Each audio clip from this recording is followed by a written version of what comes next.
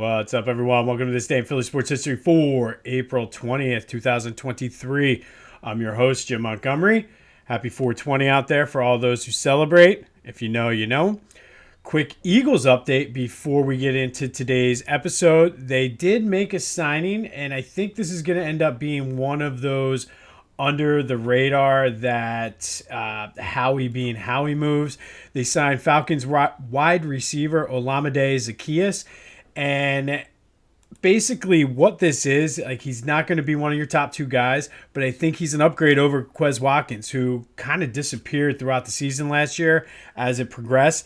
But he was Zaccheaus was their second leading receiver last year, behind Drake London. And he's basically one of those dependable guys. He can play multiple positions. He's a good blocker. Overall, the Falcons staff and players that I kind of saw on Twitter and everything were kind of disappointed to see him go because he was such a good just teammate, good receiver. And this is one of those moves that Howie just seems to make. I could not find the details of the contract yet. It was just that his agency that represents him came out and said that they signed with the Eagles. Pretty cool. That he's also a local guy, Plainfield, New Jersey, went to St. Joseph Prep in Philly. He was just absolutely loved in Atlanta, so he's coming home, so to speak. Again, upgrade over Quez. The fact that he can play multiple positions. He is fast, so maybe they can kind of work him in a little bit at punt returner, which I said all of last year, if you've been a loyal listener, that to me was one of the just thorn in my side was just our special teams and return games. So hopefully Olamide can actually step in and do something. So good pickup, one of those Howie Roseman under the radar moves, which I think also now takes kind of receiver off of the board for the draft now. So I'm anxious to see where he's going to focus. I have some theories. Tune in or stay tuned. We're not going to have it this week. It'll be very early next week, our draft special on Back to the Future, so stay tuned for that. But overall, a very good move and a solid pickup for the Eagles. Phillies, I can't figure this team out. Yesterday was how I feel they should look all the time.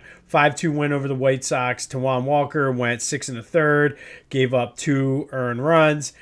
Bryson Stott went 2 for 5. Trey Turner finally did something, 3 for 5 with a home run. If he can start getting hot and get back to where he was at the World Baseball Classic, that'll be good. Brandon Marsh, 2 and 4.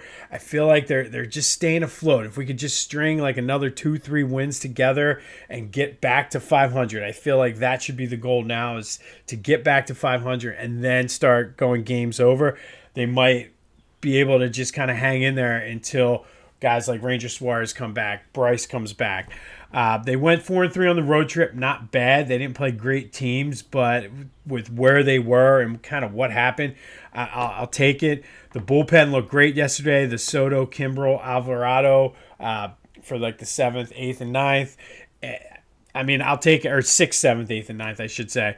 But I'll totally take it. Like, that, to me, needs to be the strength of this team, especially if our starters are going to struggle the way they have been. 7-game homestand coming up, 4 against the Rockies, 3 against the Mariners.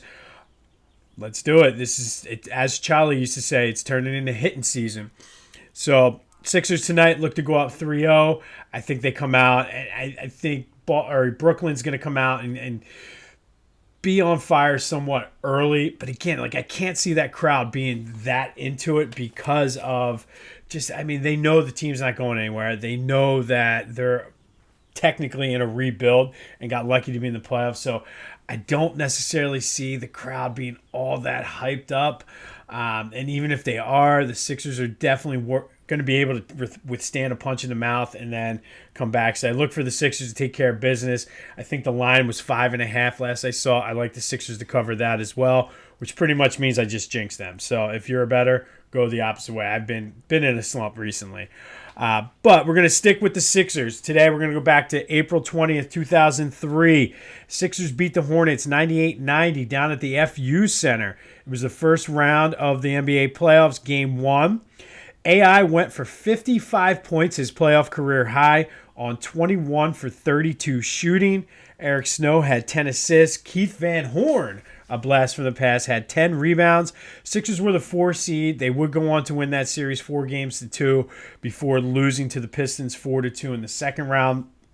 That Pistons team was a year away from winning the NBA championship. So they had Ben Gordon, Rip Hamilton, Tayshaun Prince, those guys. So they were a pretty good team who lost. I believe they lost to Indiana in the Eastern Conference Finals. But going back to AI, his playoff career high, and he was one of those players. And yeah, I mean, he could have been better. Or better with making his teammates better, as he said infamously in the whole practice. We're talking about practice rant. But I think when the money was on the line and the lights were the brightest, he played his best. Even if you go back to 2001, like he was a beast throughout that playoff. I mean, that whole season, really. But that whole playoffs, he was a beast. Game 1 of the NBA Finals against the Lakers, he was outstanding. And even though they lost the next 4 games, he actually played well. He might not have always shot the best, but that was his game. He would just chuck up shots. And I still always wonder, and there is a Back to the Future coming up on this, if who's to blame there? Is it Larry Brown? Is it Iverson? Is it Billy King? Somehow that they did not maximize Allen Iverson the way they should have during that whole time he was there. I mean, he was phenomenal. But on this night back in 2003, Game 1 of the first round of the playoffs, AI drops 55 on the Hornets for a 98-91 win down in South Philadelphia. All right, turning our eyes now to our Eagles draft pick spotlight. The draft is officially 1 week away, and this is the only guy we're going to spotlight this month that is still an active player, but I think he's one of those guys that is very polarizing. Maybe not polarizing isn't the right word, because I think we all feel the same way about him. But Nelson Agholor, the Lagos Nigeria native, sorry about that, was the number 20 pick overall out of USC in 2015.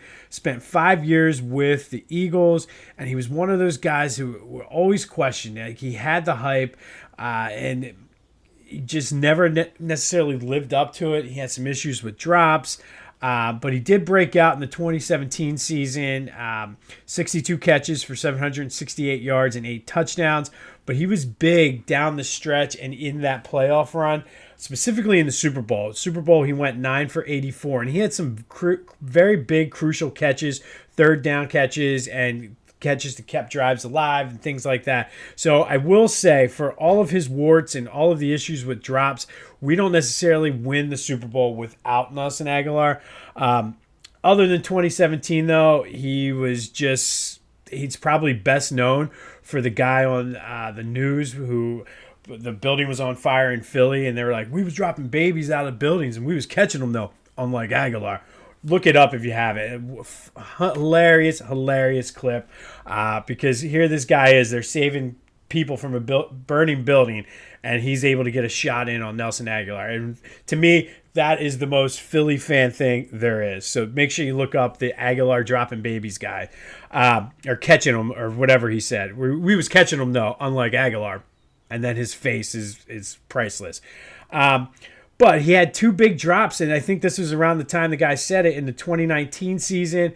One against the Falcons, one against the Patriots. That cost them both games. They were touchdowns late in the fourth quarter. And I wonder, had he made those catches, do they get a better seed, and do they have to play Seattle? And does Wentz get the cheap shot by Clowney? You never know. Guys they could have picked that went later than Agholor, Tyler Lockett, Stephon Diggs, Darren Waller. So this is, again, how he does his magic, just not with receivers in the first round. That's why the trade last year for A.J. Brown was so good. Nelson played for the Raiders, Patriots, and currently on the Ravens. But Nelson Agholor, number 20 overall first-round pick for the Eagles in 2015 out of USC. Helped us win the Super Bowl, so I appreciate it. On this night back in 2003, AI went for 55 against the Hornets. Let's go, Phils. Let's start a nice little home winning streak. Be safe if you're partaking in extracurriculars out there today. This has been This Day in Philly Sports History. I'm Jim Montgomery, and until next time, I'll see you when I see you.